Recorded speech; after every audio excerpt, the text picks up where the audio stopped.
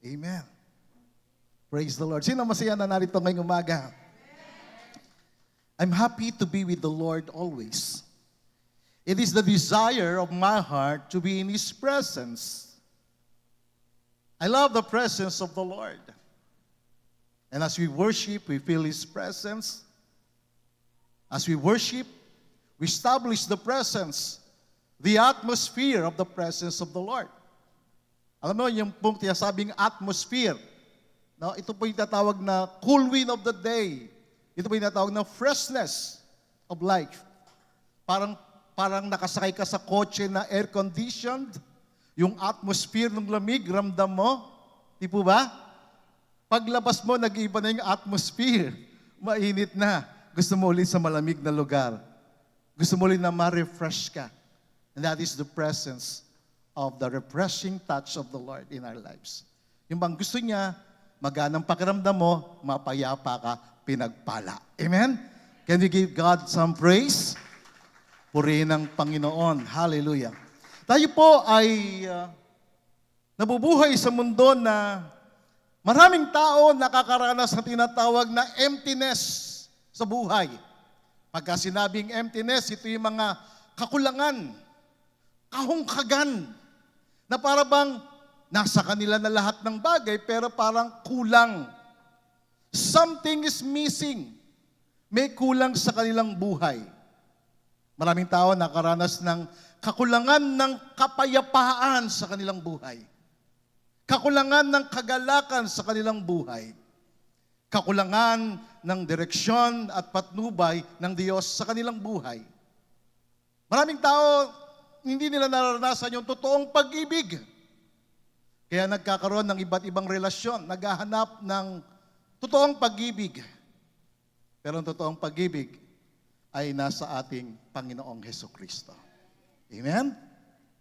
Ang Biblia po ay nagsasabi sa atin na ang kapuspusan ng buhay, ang kapuspusan ng kapayapaan, ng kagalakan, ng kagalingan, ay nasa ating Panginoong Hesukristo. Hindi po ito isang taste lamang, kundi isa itong kasaganaan ng overflowing na buhay.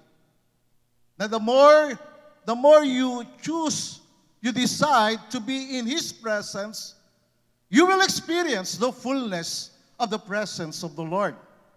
So today, ako po ay mangungusap sa paksang living from the fullness of Christ.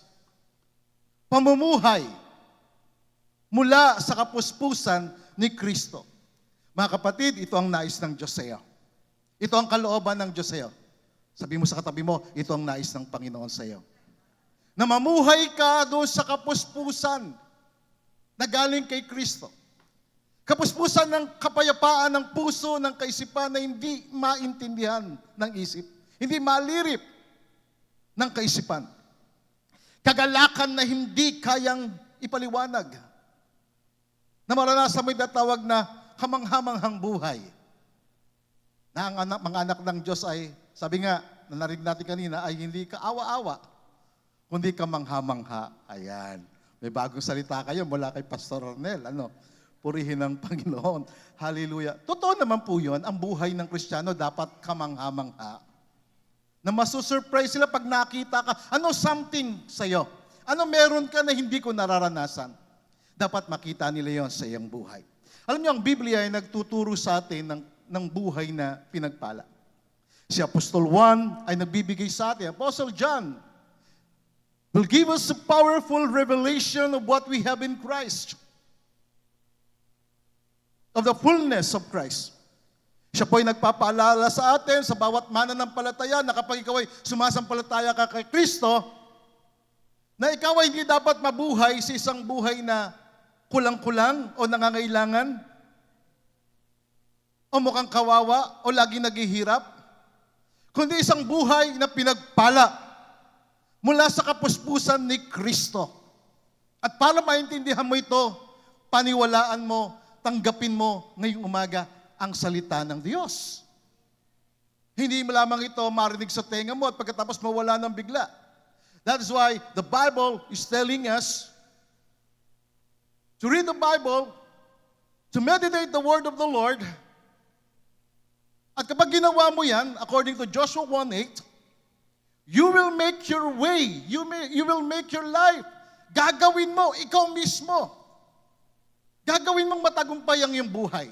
Kasi ang pagtatagumpay, binigay na sa atin. Ikaw na lamang mismo ang kinakailangan na magtagumpay at magtagumpay at magtagumpay at magtagumpay at magtagumpay. Amen?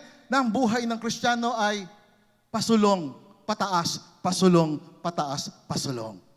Forward, upward, forward. Hindi up and down, hindi up and down. Kapag maliwanag nating naintindihan ang salita ng Diyos, na-apply natin sa buhay natin. The Bible says in John 1 verse 16, it says in just one verse, I saw great things in this one verse. That's why I love to highlight one verse. Remember Psalm 147 verse 15? He commands, He sends out His commands to the earth, and His word runs very swiftly. Very powerful word from the Lord. Ang salita niya, mabilis na kumikilos, mabilis na gumagawa sa taong, mabilis na tinatanggap at pinamumuhay ito sa kanilang buhay. Remember John 12 verse 24, maliban na mamatay ang butil ng binhi, manatili itong nag-iisa, pero kapag ito'y namatay, magbubunga ng marami. Amen? Remember Romans 8 verse 11, the resurrection power of the Holy Spirit. If the Spirit of Him who raised Jesus from the dead dwells in you, He who raised Jesus Christ from the dead will quicken your mortal body. Iko-quicken niya ito. Bubuhayin niya ito. Bubuhayin niya yung kaisipan. Yung kalooban mo, bubuhayin ka niya. Ang buhay mo na may sakit at may karamdaman, hindi yan yung kalooban ng Diyos sa iyo. Ikaw mismo kailangan labanan mo pagtagumpayan mong sakit at karamdaman. Ikaw mismo pagtagumpayan mo ang kahirapan sa iyong buhay. Ikaw mismo ang gagawa ng pagtatagumpay sa iyong buhay ayon sa salita ng Diyos. That's why the Bible says in Joshua 1:8, this book of the law shall not depart from your mouth, but you shall meditate on it day and night, so that you may observe to do according to all that is written in it. Then you will make your life prosperous.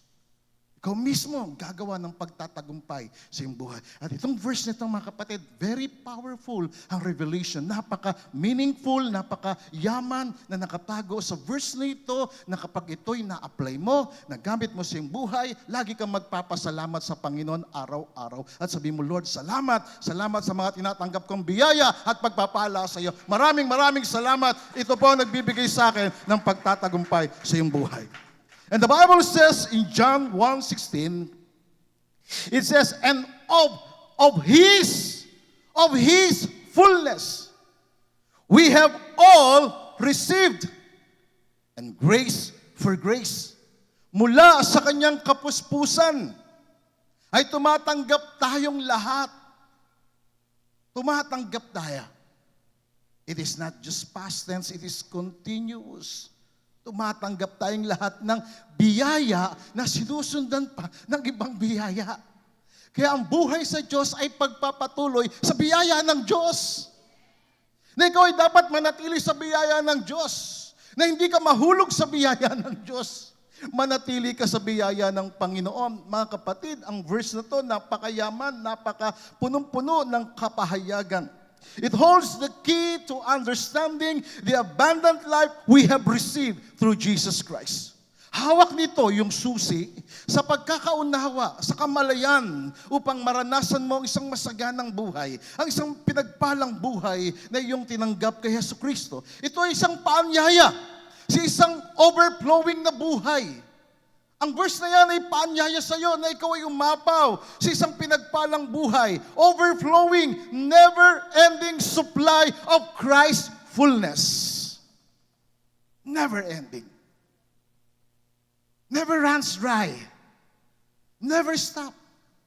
Of His fullness. Of His fullness. Mula sa kanyang kapuspusan. Ano po ibig sabihin nito? What is His fullness?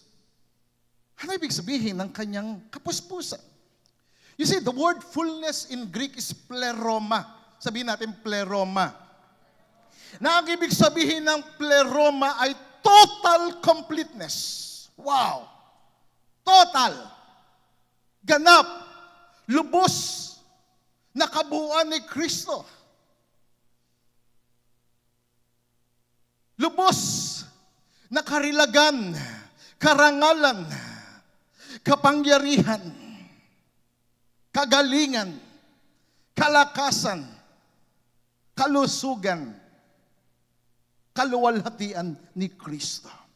Total completeness. This means the total. Wala nang iba. The total. This means the completeness. Yung kakompletuhan, yung kabuuan. This means the full content. Walang kulang. Punong-puno. This means the abundance that comes from the fullness of Christ. Yung kasaganaan na umaapaw at nanggagaling kay Kristo. Ang kabuuan, ang kaganapan, ang buong nilalaman, ang kasaganaan na nagmumula sa kapuspusan ni Kristo. It refers to the totality of divine powers, divine favor, divine attributes dwelling in Christ. Yung buong kapuspusan, buong karilagan, buong kaluwalhatian ay nananahan kay Kristo. This fullness includes His love. Yung kapuspusan ng kanyang pag-ibig. This fullness means or includes joy, peace, power, authority, wisdom, righteousness, and grace that comes from the Lord Jesus Christ. Sa Kanya galing yung kapuspusan ng pag-ibig.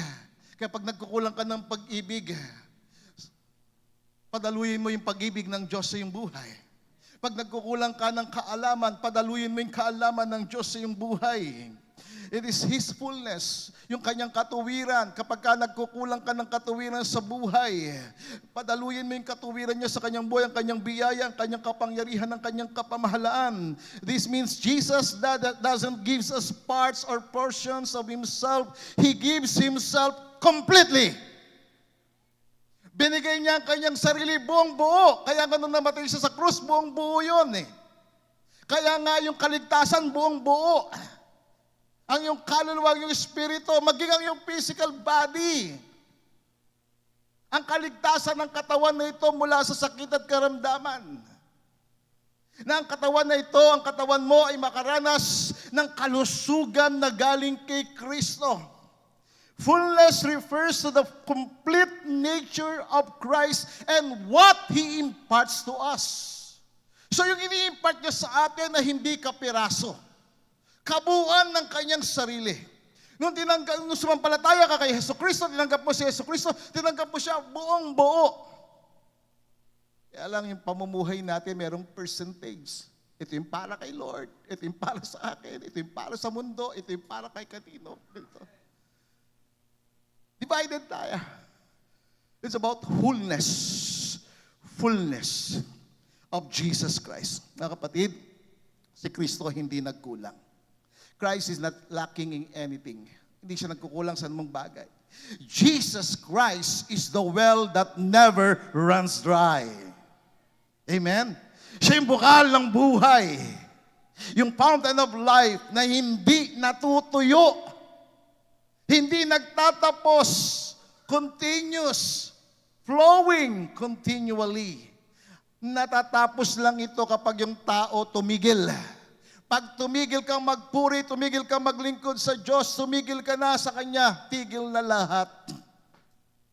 At doon papasok ang panghihinayang, panlulupaypay, panlalamig, at pagiging mukhang kawawa sa buhay. Sino may gusto ng ganung buhay? Walang may gusto nun. Ang gusto natin, masaya, pinagpala, punong-puno ng kahulugan, ang buhay, nakakaranas ng kalusugan ng katawan. Amen? Mga kapatid, yung fullness na yan ay katulad po ng isang garapon na inilagay mo sa ilalim ng fountain. No? Pagka yung garapon nasa ilalim ng fountain, yung garapon napupuno siya, umaapaw siya, at walang limit yung pagbuhos sa kanya. Ganon ang buhay na kay Kristo. Na patuloy kang sumasahod sa kanya.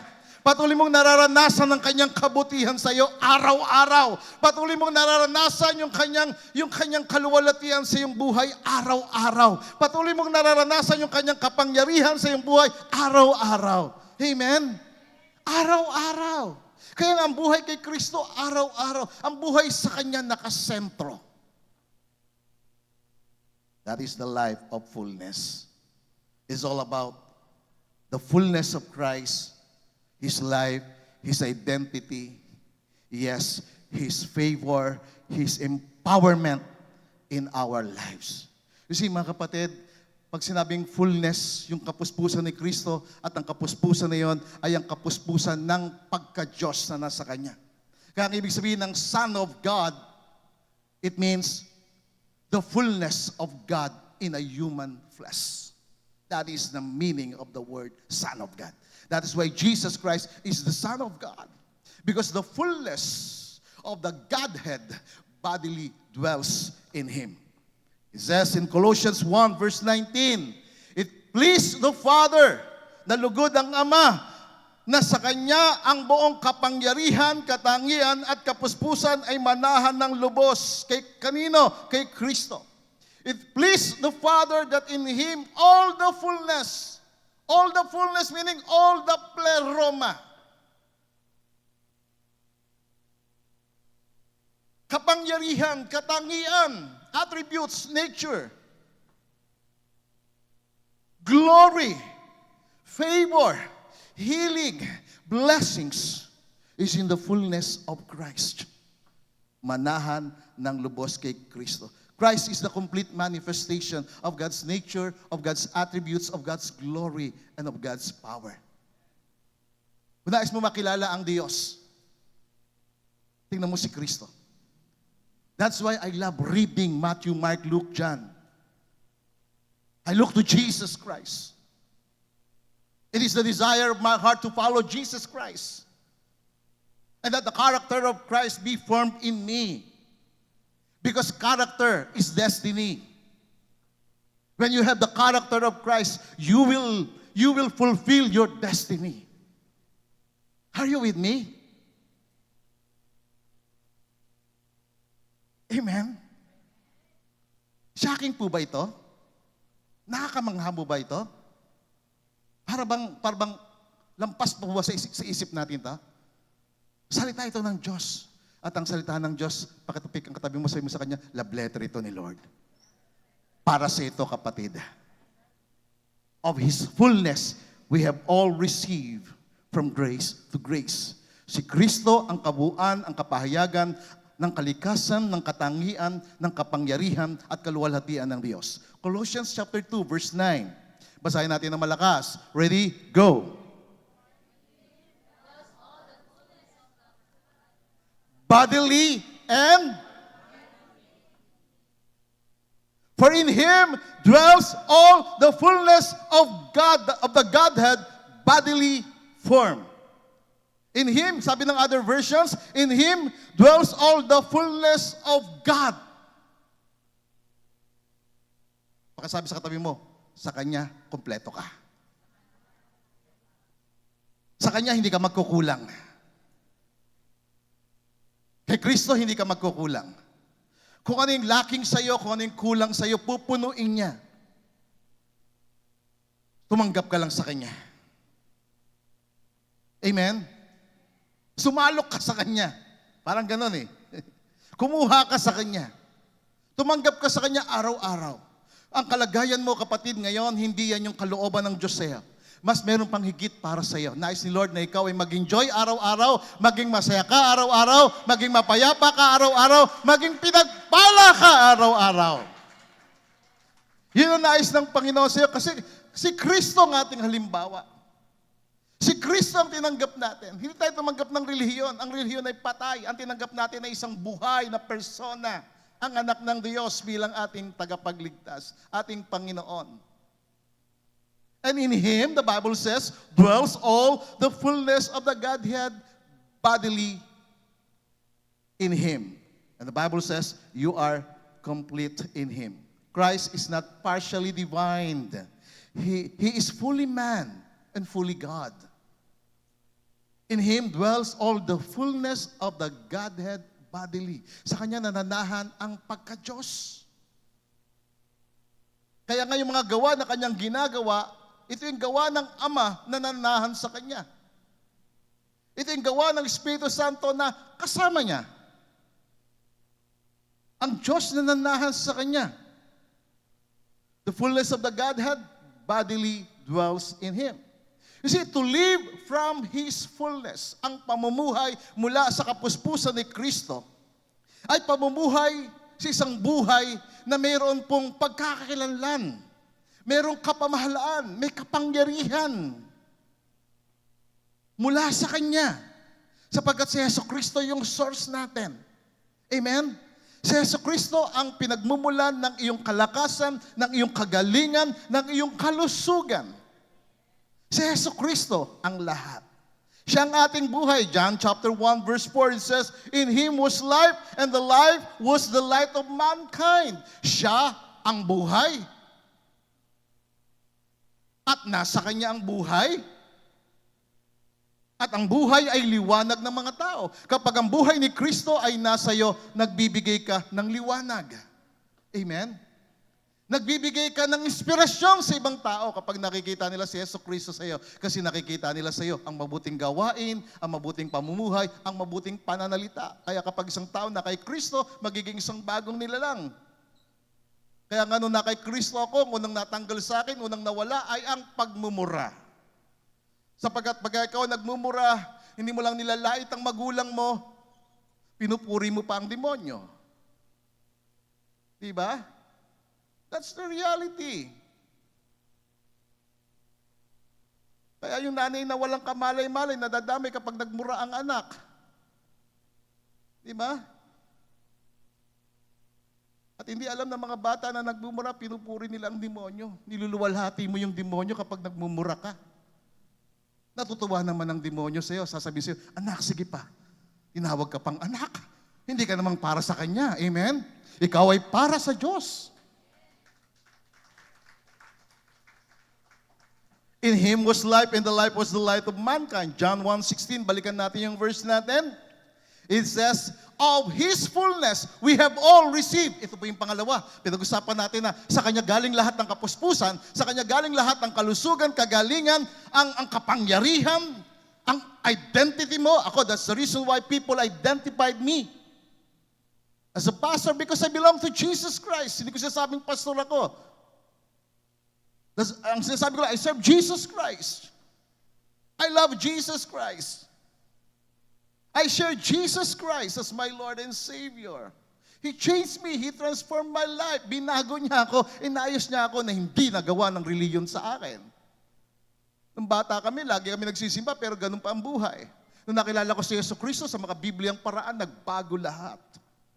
Nagbago ang aking pag-iisip, nagbago ang aking pananalita, nagbago ang aking pamumuhay, nagbago yung aking pananaw sa buhay, nagbago yung pamantayan namin sa buhay. Pamantayan na makadiyos. It says, of His fullness we have all received. When John says, of His fullness we have all received, he means we have received, take note of this, tinanggap natin yung totality o yung kabuuan ni Kristo. When the Bible says, we have, tayong lahat, na sumasampalataya at tumanggap kay Jesucristo, tinanggap din natin siya, ang kanyang kapuspusan, tinanggap natin yung totality, yung kabuuan ni Kristo, tinanggap natin yung kabuuan ng kanyang biyaya. Ang biyaya ng Diyos hindi kapiraso, ang biyaya ng Diyos buo. Amen? Ang katotohanan hindi kapiraso, hindi half-truth, kundi whole truth. Ang tinanggap natin ay buong kapangyarihan, pag-ibig, divine nature ng Diyos. That's why we have the nature of God. Meron tayong kalikasan ng Diyos. na yung kanyang pagmamahal, yung kanyang pag-ibig, yung kanyang kagalakan, yung kanyang attributes nasa atin. Hindi po ito partial, mga kapatid, hindi ito limited, it is an overflowing abundance. Ito ay patuloy sumasagana. Hindi lamang po ito sa mga apostol, sa mga propeta, sa mga church leaders, ito po ay para sa lahat. Sabihin mo sa katabi mo, para sa iyo, para sa akin. Lahat tayo merong access sa fullness na ito na kay Kristo. Amen? Lahat po tayo may karapatan. Bawat isa merong karapatan sa kapuspusan ni Kristo. The verb received is in the past tense, meaning it's already done. Binigay na po sa atin. Binigay na po niya sa atin yung kanyang kapuspusan, binigay niya po sa atin yung kanyang kapangyarihan, binigay niya sa atin yung kanyang karilagan. It's not about striving or earning. Na kinakailangan mo itong paghirapan. No, it's not that. It's about receiving what is already given in Christ. It's about believing, receiving in Christ, believing, receiving. Amen? Paniwalaan mo, tanggapin mo. Paniwalaan mo, tanggapin mo. Amen? Amen? Purihin ang Panginoon. Believing, receiving, believing, receiving, and believing continuously in Christ. It is about living from the fullness of Christ. Paniwalaan mo, tanggapin mo. Kung hindi mo pa tinatanggap, kulang pa yung expectations mo. Dagdagan mo pa yung iyong expectations. Kung hindi mo pa tinatanggap yung buong kagalingan sa iyong katawan, dagdagan mo pa yung pananampalataya mo. Diba? Yung iba kasi pinagaling na. Medyo may konting stubbornness lang. Bawal na nga yung matamis. Kain pa ng kain ng matamis. Di ba?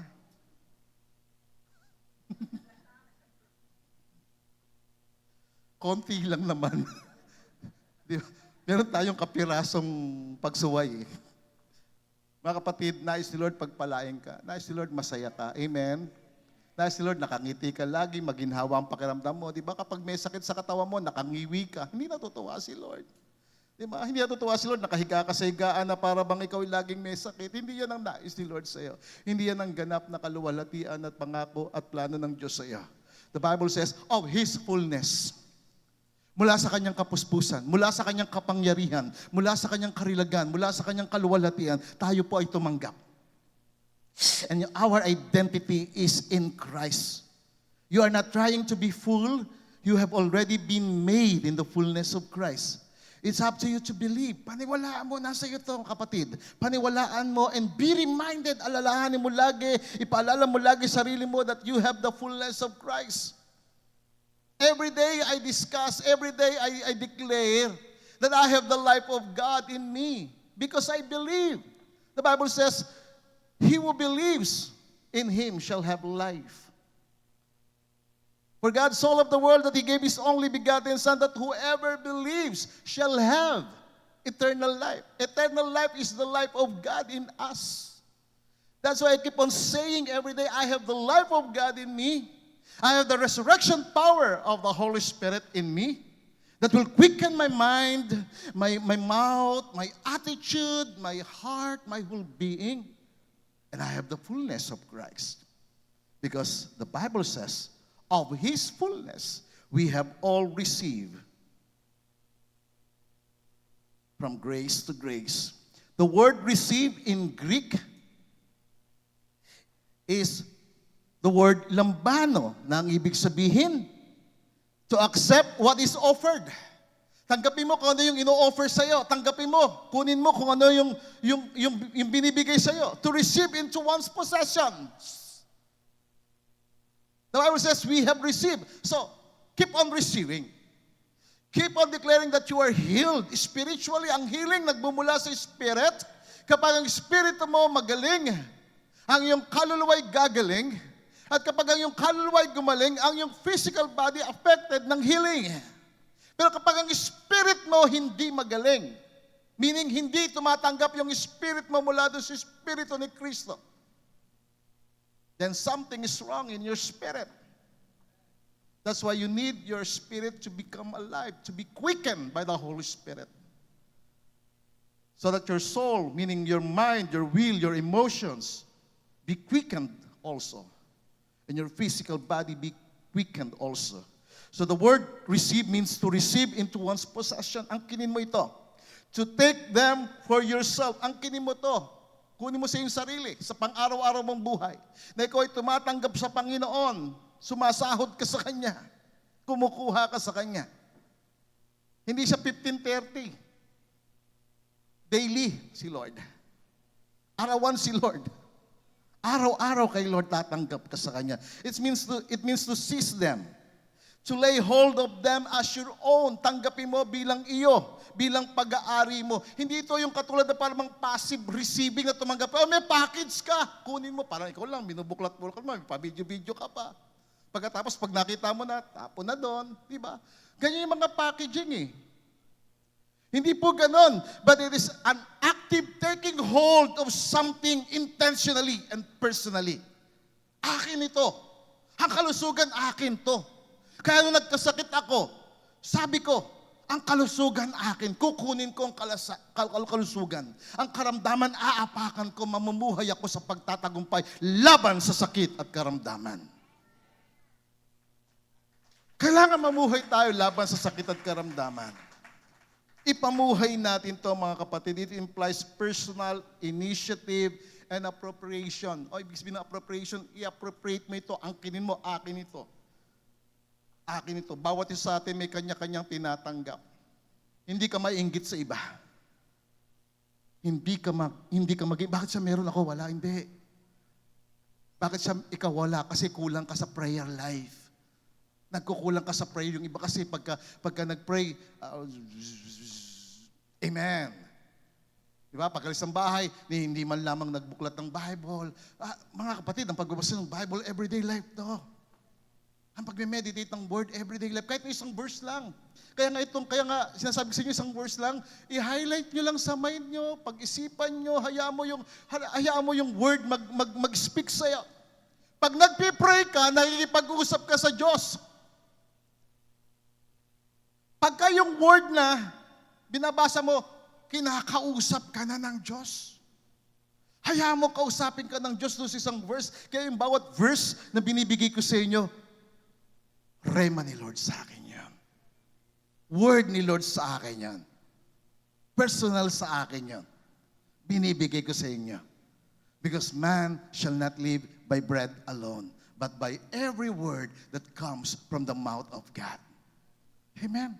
Tangkapin natin ito bilang salita ng Diyos. You see, receiving is for every believer. Hindi lamang po siya sa mga apostol, hindi lamang sa mga propeta na sinasabi natin, hindi lamang siya sa mga spiritual elites.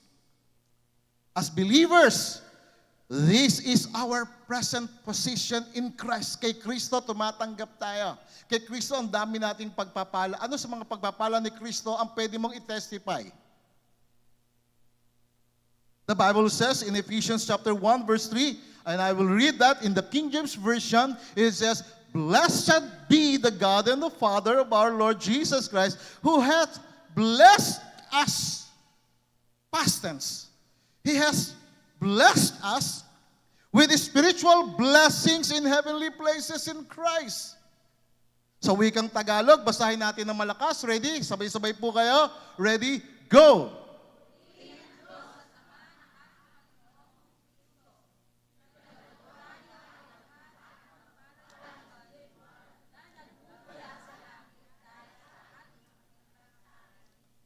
Ayan.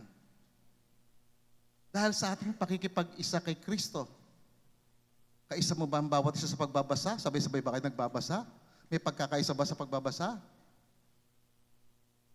Narinig ko lang.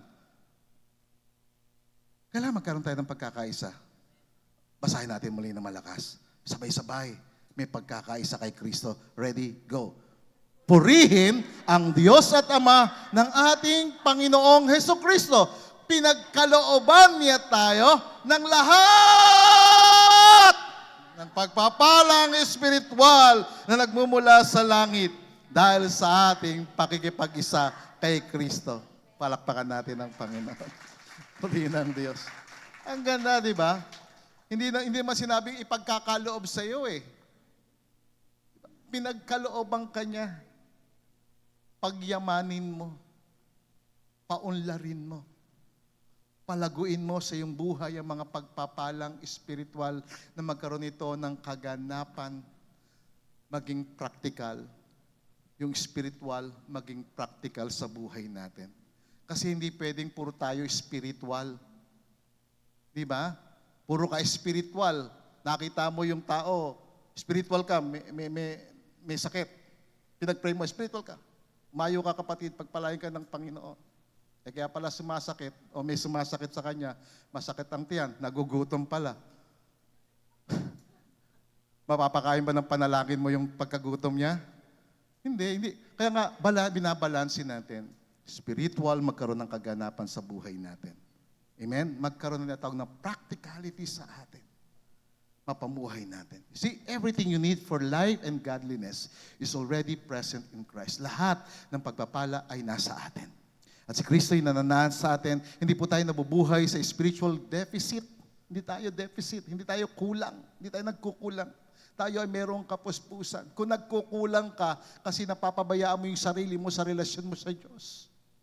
Kung nalulungkot ka, nagkakaroon ka ng kakaibang reaction sa katawan mo, marahil yung relasyon mo sa Diyos hindi maayos.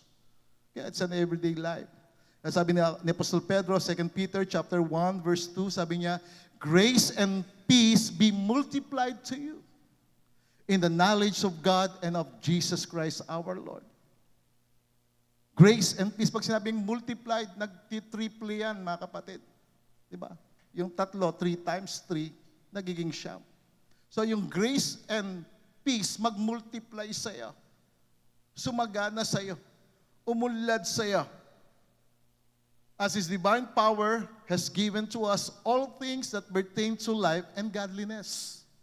Na ang kanyang kapangyarihan na mga bagay na kapangyarihan Diyos ay pinagkaloob sa atin ng mga bagay na kailangan natin sa buhay na to. Sa wikang Tagalog, ganito ang sabi, sumagana nawa sa inyong biyaya at kapayapaan sa pagkakilala sa Diyos. Yung pagsagana ng biyaya ng Diyos, ng kapayapaan ng Diyos na tinatanggap natin araw-araw, ito'y nagmumultiply, ito'y sumasagana, ito'y nais ng Diyos sa pamagitan ng iyong pagkakilala sa Diyos. The more na kinikilala mo ang Diyos, the more na sumasagana sa iyo yung biyaya ng Panginoon, the more na umuunlad sa iyo yung kapayapaan, the more na kilala mo ang Diyos, hindi ka malulungkot, hindi ka mag-aalala sa buhay, the more na kilala mo siya. I have known Him for 39 years. Next year, I will celebrate my 40th year of serving the Lord. I have known Him. Hindi niya ako pinabayaan. Hindi niya pinabayaan ng pamilya namin. Ang dami kong mga himala na maaari kong i-testify, ikwento sa kabutihan ng Diyos. Because naniwala ako dito. Naniwala ako na tumatanggap ako sa Kanya. Verse 3, pinagkaloob sa atin ng Kanyang banal na kapangyarihan ang lahat ng mga bagay na kailangan sa buhay. Ang Kanyang banal na kapangyarihan ay pinagkaloob sa atin ang lahat ng mga bagay na kailangan natin sa buhay. Ano man yung kailangan mo, ipinagkaloob niya sa iyo. Ang kinin mo, ipamuhay mo, paniwalaan mo. Paniwalaan mo, tanggapin mo. Paniwalaan mo, tanggapin mo. Paniwalaan mo, tanggapin mo. Paniwalaan, tanggapin. Pag hindi mo tinatanggap, hindi lubos ang iyong paniniwala. Hindi lubos ang iyong pagkakilala sa Diyos. Ang Diyos ay mabuti, ang Diyos sagana sa kabutihan, sagana sa biyaya, sagana sa pagpapala. Bakit tayo nagkukulang? Nagkukulang kasi tayo sa paniniwala. Nagkukulang ka sa pagkilala sa Diyos. That's why every month meron tayong prayer and fasting. Doon natin talagang binubuhos ang ating pong pagkilala sa Diyos. And every day it should be about knowing God in your life. Fullness has already been given to us. Huwag tayong magmakaawa sa Diyos. Pagka meron kang sakit at karamdaman, huwag kang magmakaawa sa Diyos. Pag nakakaranas ka ng kakulangan, huwag kang magmakaawa sa Diyos.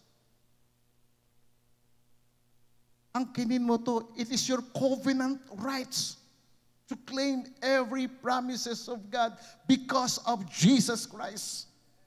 Dahil kay Yesu Cristo, meron kang covenant rights. Meron kang karapatan sa tipan. Meron kang karapatan sa pagpapala. Dahil kay Kristo.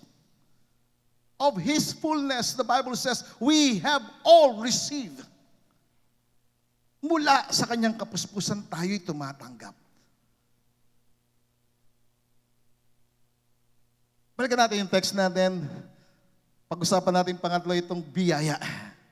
And of His fullness we have all received, and grace for grace. You see, mga kapatid, the Christian life is not about trying to obtain, but learning to receive. Hindi kayong para bang sinusubukan mo lang kumuha, kundi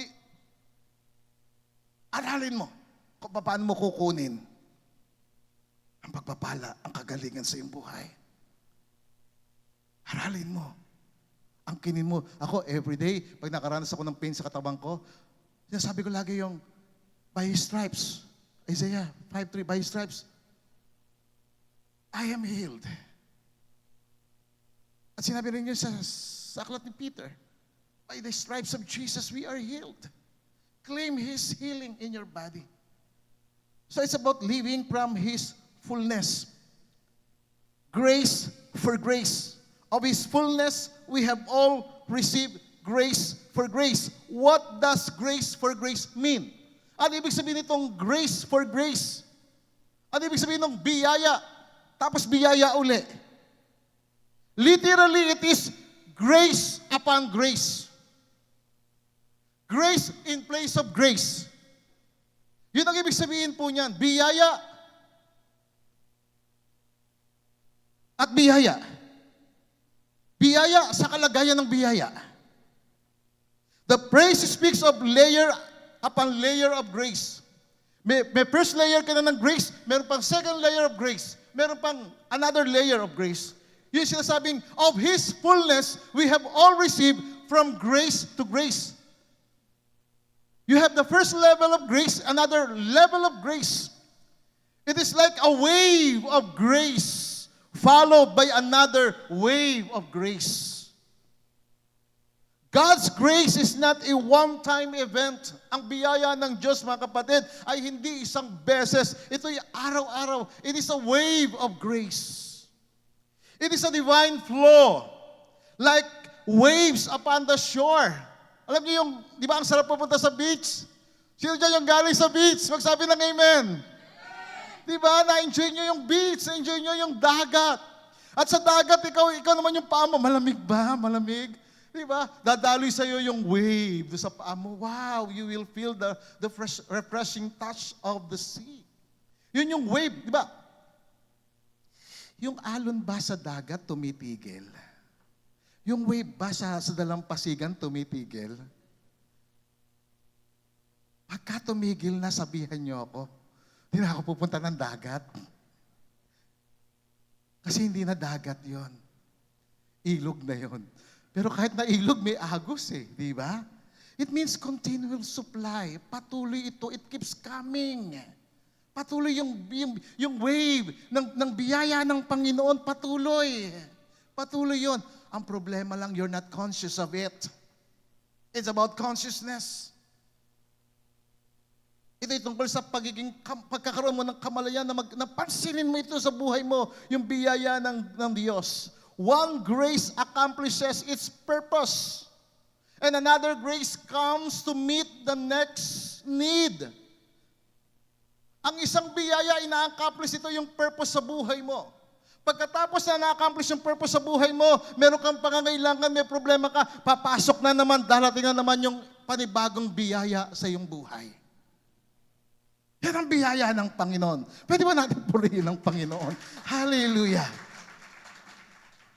Sa bawat pagsubok, sa bawat problema, merong corresponding grace sa buhay mo. May biyaya sa bawat pagsubok, sa bawat problema, sa bawat pangyayari sa buhay. Merong biyaya ng Diyos.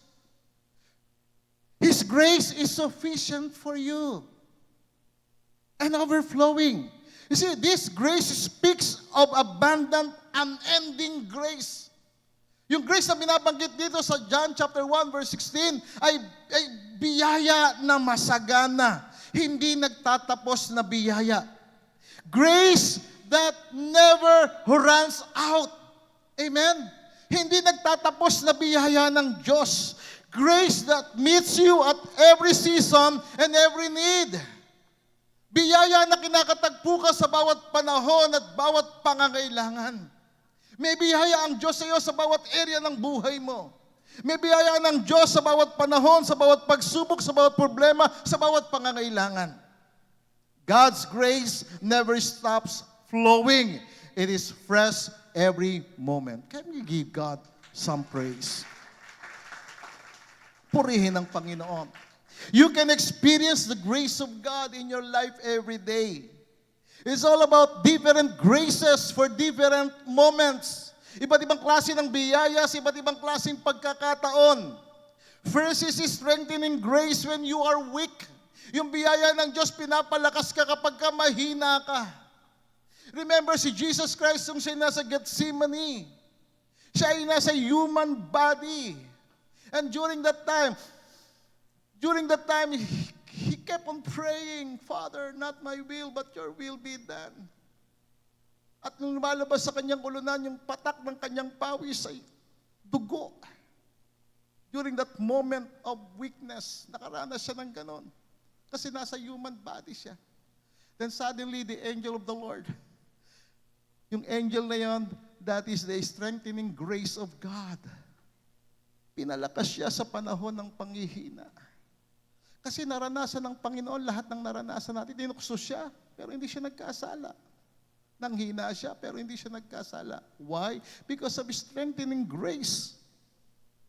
Another is the forgiving grace when you have failed. Yung biyaya na nagpapatawad kapag ikaw ay nag-fail. Hindi tayo perfecto. There are times na dadapa ka, na stumble ka. Pero there is a forgiving grace. As long as you will come and humble yourself and surrender and repent of your sins. There is a forgiving grace from God. There is an empowering grace for service. That is why kahit na ang katawan ko mahina, I felt that sometimes my body is weak kasi gulay lang ako. Prutas lang ako. But there is an empowering grace that sustains me for service, for preaching of the word of the Lord. That's the empowerment, the empowering grace. There is a sustaining grace in trials. Sa bawat pagsubok mo, sinusustain ka. Sa bawat pagkakataon na parang gusto mo na sumuko, gusto mo na tumigil, ayoko na, then there's a sustaining grace. Si Lord nagpapadala ng sustaining grace sa iyo. Sa panahon na ikaw ay nalulupay pa, nanlalamig ka, ang daming bilihin sa bahay, ang taas ng tuition fee, di ba? Walang income sa bahay. And then si Lord, isusustain ka niya. Doon mo makikita yung biyaya ng Panginoon. Amen? Of His fullness, mula sa kanyang kapuspusan, tayong lahat tumatanggap. Biyaya at sinusundan pa ng panibagong biyaya. Maraming biyaya. There's a guiding grace when you are confused. Merong gabay na biyaya kapag ikaw ay nakukonfuse ka. No? Kaya yung ibang nakukonfuse na hindi niya alam yung kanilang identity, sila lumalapit sa Panginoon eh. No? Pagka lumapit ka sa Panginoon, yung identity magiging maliwanag sa iyo. Pag lumayo ka sa Panginoon, makukonfuse ka. There's a guiding grace when you are confused. So when you feel weak, this is the application for us. The fullness of grace is there. Kapag nakaranas ka ng panghihina, there is the fullness of His grace. When you are in transition of life, nagta-transition ka, lilipat ka ng bahay, pupunta ka sa isang lugar, panibagong pakikisama, panibagong environment. Mula sa syudad, pupunta sa probinsya. There's the fullness of His grace meets you. Sa bawat transition ng buhay, there is the fullness of His grace na kinakatagpo ka niya. When you have trials and you fail, the fullness of His grace lifts you up. Kapag magkaroon ka ng pagsubok, hindi mo kinaya, nadapa ka, there is the fullness of His grace that will lift you up. That will say, I'm here. Just come back. Remember the prodigal son? Naubos niya lahat. Then bumalik siya sa kanyang tatay. And then naranasan niya yung fullness of His grace lifts him up. Tinayo siyang muli. Pinatawad. Dahil lumapit at humingi ng tawad. When you succeed, grace sustains you. Pag nagtagumpay ka, ang biyaya ay patuloy na magsusustain sa iyo. You will never be exhausted in the supply of His grace.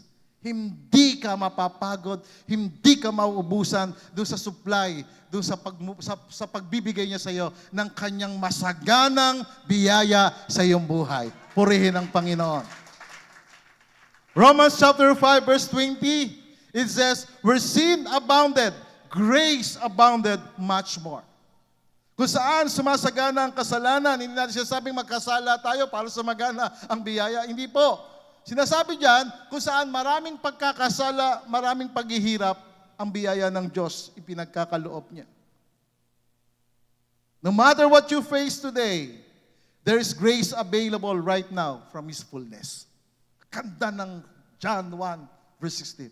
Of His fullness, we have all received from grace to grace. There's a wave of grace flowing, sustaining you, guiding you, giving you strength, giving you success in life. Amen? Palakpakan natin ang Panginoon. Gusto ko sana magtapos, kaya lang meron akong challenge sa inyo kung paano mamuhay para sa kapuspusan ni Kristo. Paano ba? First, mabilis lang ito mga kapatid, then we will pray. Abide in Christ, manatili tayo kay Kristo. Para yung fullness niya, patuloy mo maranasan sa iyong buhay, kahit anong mangyari, manatili ka kay Kristo. Abide in Christ. Remain in Christ. Stay connected to the source. Huwag kang mawawala every Sunday. Kasi every Sunday, ang daming magagandang mensahe si Lord sa'yo. Every Sunday, may words si Lord sa'yo. Kahit na mahirap ang pamasahe, kakayanin mo yan. Bibigyan ka ni Lord ng pagpapala sa iyong buhay. Purihin ang Panginoon. Stay connected to the source. Sabi ng John 15 verse 4, Jesus said, abide in me and I in you, as a branch cannot bear fruit of itself. Manatili kayo sa akin, sabi ng Panginoong Isus. Maliban na manatili kayo sa akin, hindi kayo magbubunga.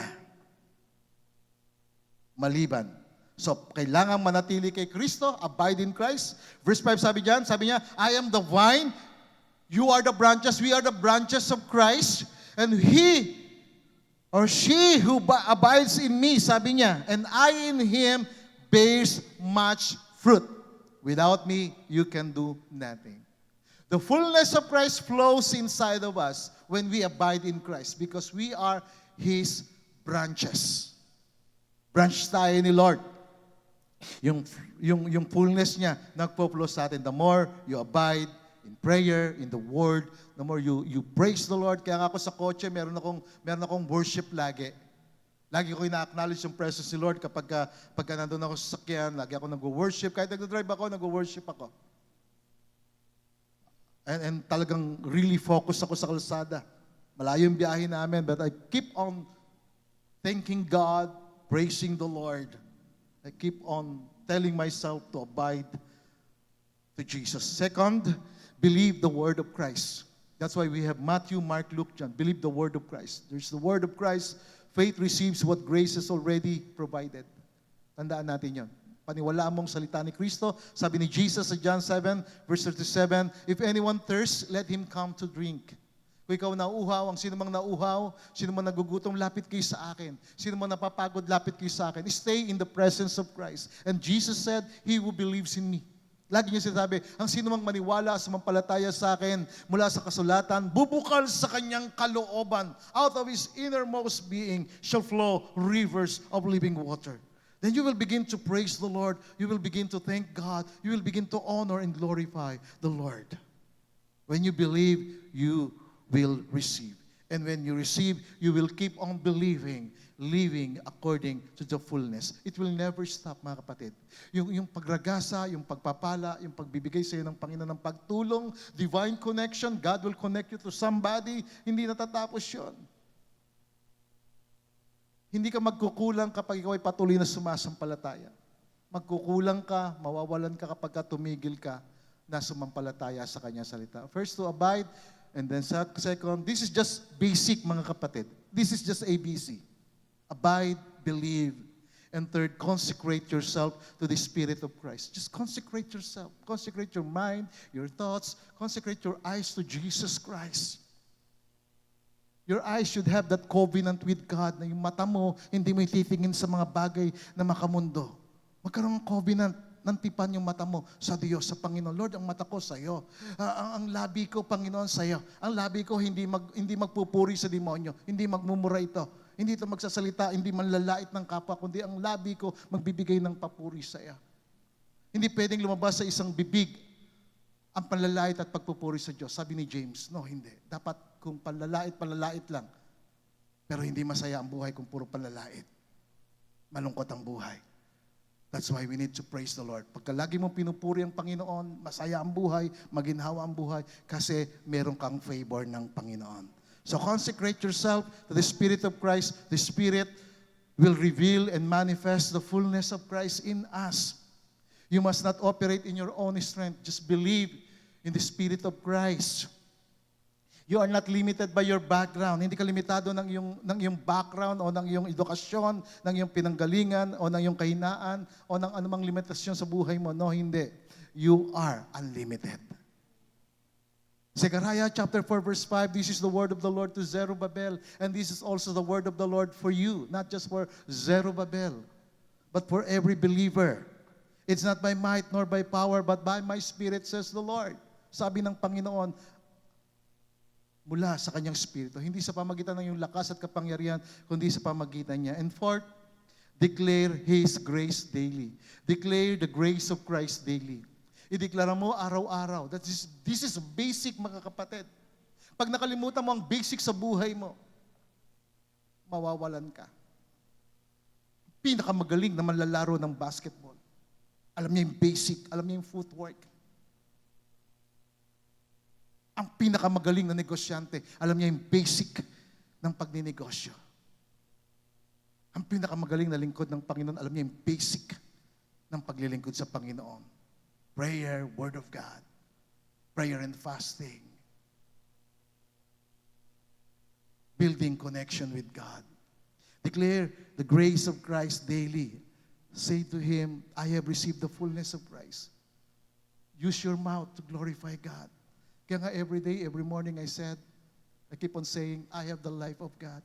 Because I have the eternal life of God in me. Therefore, I have the life of God. I have the resurrection power of the Holy Spirit in me. Because the Holy Spirit is in me. I am a temple of the Holy Spirit. You are a temple of the Holy Spirit. Tayong lahat, templo tayo ng Holy Spirit. So, huwag natin i-grieve ang Holy Spirit sa buhay natin. Let His fullness overflow in our lives. Mga kapatid, tayo po bilang mga mananampalataya, bilang isang iglesia, tayo po ang kapuspusan, nire-represent natin si Kristo sa mundong ito. Ephesians 1 verse 23, sabi rito, the church which is His body, the fullness or pleroma of Him who fills all in all. Yung church, ito yung kapuspusan ni Kristo. Kaya nga ang church katawan ni Kristo. Si Kristo yung ulo, tayo yung katawan. Kung ano yung ulo, yun ang katawan. Hindi pwedeng yung ulo maginhawa, malakas, pero yung katawan mahina. No, yung katawan ni Kristo, tayo yung katawan ni Kristo, siya yung ating ulo, nais niyang maging malakas tayo, maging malusog. Hindi po pwedeng yung katawan patay. No? Di ba? Dapat ang katawan buhay. Kaya kung may patay sa katawan, utusan mo yung katawan mo. Mga patay na cells sa katawan ko, mabuhay kayo. Speak life to your body. Speak life. There's power in confession. There's power in declaration. That's why we keep on declaring the Word of God.